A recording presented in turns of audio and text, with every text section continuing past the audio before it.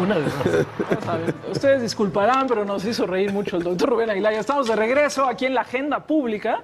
Y gracias por todos los que han dado señales de vida. Pensaba yo que estaban todos en el zoom de los coches, pero parece que no. Hay algunos que nos están viendo. Muchas gracias. Y ya saben que en este programa, en este formato que tenemos ahora los domingos, pues nos gusta recomendar ya sea un libro o algún sitio web o lo que sea, y el día de hoy decidimos recomendar un libro, pero además tener aquí al autor Rubén Aguilar. Ustedes lo conocen, nos ha acompañado en varias ocasiones, él es analista político y en esta ocasión es coautor de este libro que se llama La comunicación presidencial en México de 1988 a 2012. Antes que nada, bienvenido Rubén, buenos días en domingo. Buenos días, Gaby. Buenos días, Mario. Gracias por la invitación. Como que dormiste bien y todo, ¿verdad? ¿Te ves bien en domingo? Yo siempre duermo bien. Yo siempre duermo bien. ¿Es buena conciencia o mala memoria? Pues no sé, pero no conozco esto que le llaman insomnio. No sé cómo es eso. ¿Es buena conciencia o inconsciencia? Y jamás he tenido un dolor de cabeza tampoco. No sé cómo se trata. Bueno. Bueno, pues ya. No sé cómo. Bueno, entonces ya terminamos la sección. Que existe. Oye, ya terminamos la sección, vamos a un corte. A ver, Rubén, cuéntanos. La comunicación presidencial en México lo escribes tú junto con Yolanda Meyenberg. Cuéntanos un poco cuál es la lógica de este recorrido que estamos haciendo 1988, es decir, Salinas al 2012. Bueno, sí, Yolanda y yo pues hemos venido trabajando juntos desde Los Pinos. Yolanda está en el Instituto de Investigaciones Sociales de la UNAM y donde tenemos el diplomado, que ustedes tenemos la fortuna de que ustedes dos participan en el diplomado. Bueno, nos planteamos la importancia, la relevancia de la comunicación gubernamental y en ese sentido compararla, qué pasó con los diversos sexenios y pues abordamos este periodo, estos 24 años. Nunca se había hecho algo semejante en el país y lo que hemos ido investigando no se ha hecho en América Latina, tampoco en otros países. Y bueno, el libro parte de una serie de reflexiones de carácter más conceptual, diciendo, a ver, ¿qué es esto de la comunicación gubernamental? ¿Para qué sirve? ¿Cómo hay que articularla? ¿Cómo hay que estructurarla? Etcétera. Y luego pues tomamos un recorrido histórico a partir de estos 4 sexenios, 2 del PRI y 2 del PAN. Oye, pero me encanta que el recorrido lo hacen en conversación, ¿sí?, con los que fueron responsables de estos periodos. Sí, eso es diría un dato importante, con un mismo machote, digamos, de investigación, con las 13 mismas preguntas y a su vez una serie de subpreguntas a cada una de estas. Entrevistamos en el caso de Salinas a Pepe Carreño, en el caso de Zedillo a Marco Provencio, en el caso de Fox pues a mí mismo y en el caso de Calderón a Max Cortázar, y eso permite, y eso resulta muy interesante, permite ver cuáles son las diferencias en términos de la concepción, qué lugar jugaba la oficina en la presidencia, qué lugar jugaba el coordinador de comunicación en la relación con el presidente, cómo se articulaba quién gasta o no en publicidad, quién canaliza los recursos. Todo este tipo de cosas están ahí presentes en cada uno de estos sexenios y desde luego que hay algunas cosas comunes. Por ejemplo, nunca ha variado de 110, 140 el personal encargado de la oficina, pero sí es muy distinto, digamos, la concepción, es muy distinto la manera de articular la relación con los medios y bueno, y también un elemento central, la tecnología, ¿no? En el caso del presidente Salinas, Zedillo, incluso Fox, pues no hay redes sociales.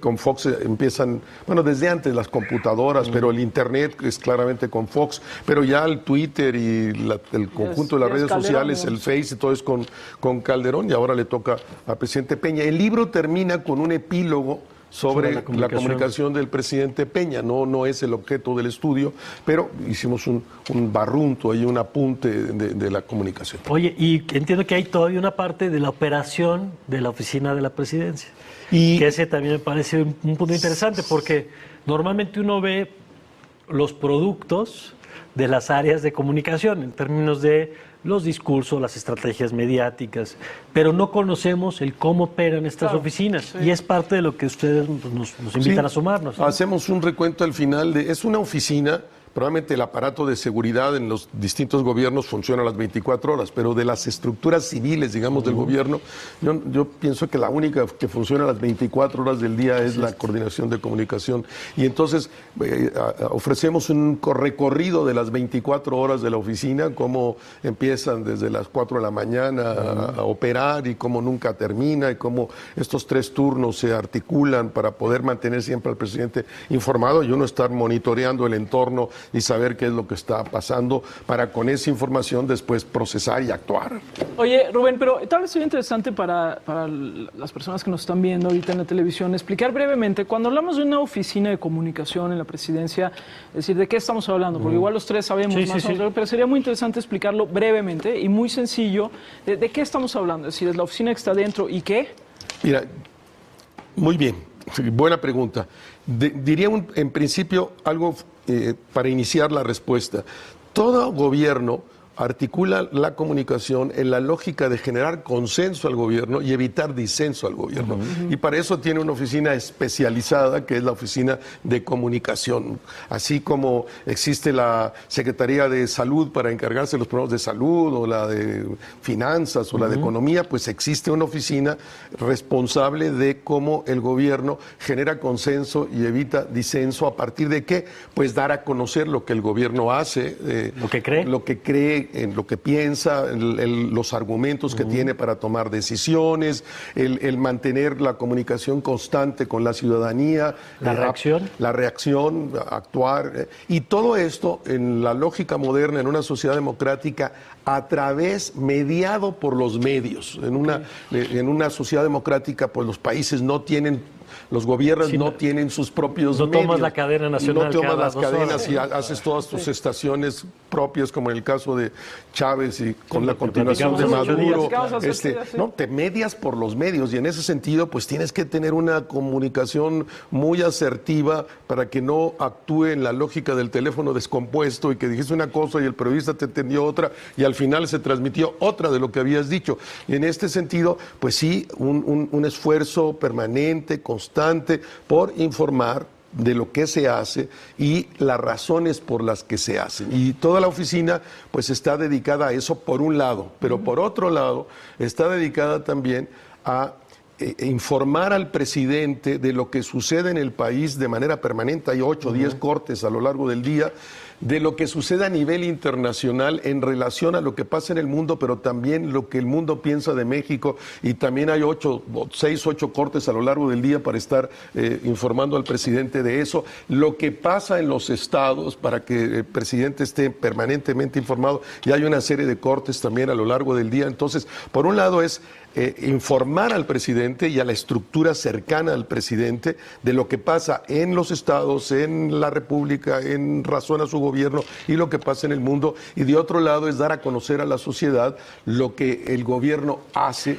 y las razones que tiene para hacerlo. Todo en la búsqueda de generar, obviamente, consenso, simpatía hacia el gobierno y al presidente en particular. María, nada más una cosa. Esto casi lo podemos usar, editar. Está buenísimo para una clase, para arrancar una clase. Pues es que Rubén es maestro. Rubén además es maestro. Se le nota siempre. Sí, se le nota. Perdón, te interrumpí, Mario. No, que una reflexión que tú has hecho y que has publicado en Etcétera y en muchos medios, en los libros, es cómo la comunicación está estrechamente relacionada a la idea de la democracia. Es decir, que la relación del gobierno con los ciudadanos o la relación del gobierno con las empresas de medios no es, aunque las funciones siempre han sido quizás las mismas que nos cuentas ahora, el contexto político es muy diferente, ¿no? Absoluto, y va determinando, por un lado, cómo se articula la comunicación presidencial, depende de 2 realidades. Por un lado, el entorno, la condición del entorno, cómo ha evolucionado y se ha modificado el entorno, la realidad del país y los actores que en ella habitan, y de otro lado, la concepción del presidente, de la democracia, de la comunicación y de su estilo personal de gobernar. Y sí diría que la comunicación gubernamental se funda, se articula a partir del cruce de un derecho y una obligación. el derecho que tiene el ciudadano de ser informado por el gobierno y la obligación que tiene el gobierno de informar, de rendir cuentas y de ser transparente. Claro. Y a partir de ahí se articula la comunicación de gobierno. Ahora, ¿dónde se cruza esa línea entre la obligación de informar y la propaganda? Bueno, yo diría, y qué bueno que lo dices, de mi manera personal de ver las cosas. Un momento tuve una pequeña discusión con el presidente Fox sobre el punto. En las sociedades desarrolladas, en las sociedades democráticas avanzadas, no existe la posibilidad de que los gobiernos compren publicidad para anunciarse. Eso puede ocurrir en algún momento en la campaña, pero y en algunos países de Europa eso también está prohibido, pero en las sociedades más desarrolladas el dinero del gobierno no es para autoalogiarse, hacerse publicidad, es para hacer camas de hospital, para hacer carreteras, para hacer escuelas, y espero, las democracias tienden a parecerse, espero que un día en México se termine la posibilidad de que el gobierno pueda contratar medios, y eso obligaría entonces al gobierno, a los gobiernos estatales, municipales, a elevar la calidad de su discurso, a elevar la calidad y el contenido de su comunicación. Hoy básicamente suele ser común en el conjunto de América Latina, en México, está débil el gobierno, está mal calificado, pues crece la pauta de publicidad y así va a resolver. Sí. No se resuelve porque si haces mal gobierno, ni la mejor publicidad te salva, porque no puede hacer milagros la publicidad, pero yo pienso que los gobiernos deberían de dejar de hacer publicidad y deberían de incrementar exponencialmente su capacidad de comunicarse con la sociedad. Bueno, estamos hablando de este libro, esa es la recomendación que les tenemos esta semana, La comunicación presidencial en México, 1988-2012. Ahí están también ustedes en pantalla la portada del libro, Yolanda Meyenberg y Rubén Aguilar. Y como bien apuntabas, Rubén, aquí lo que revisan es la comunicación del gobierno de Salinas de Gortari, una entrevista con José Carreño Carlón. Luego la comunicación del gobierno de Ernesto Zedillo, con una entrevista con Marco Provencio. La comunicación en el gobierno de Vicente Fox, una entrevista al propio Rubén Aguilar, que era el coordinador general de comunicación social de esa presidencia, y una entrevista con Maximiliano Cortázar Lara del gobierno del presidente Felipe Calderón.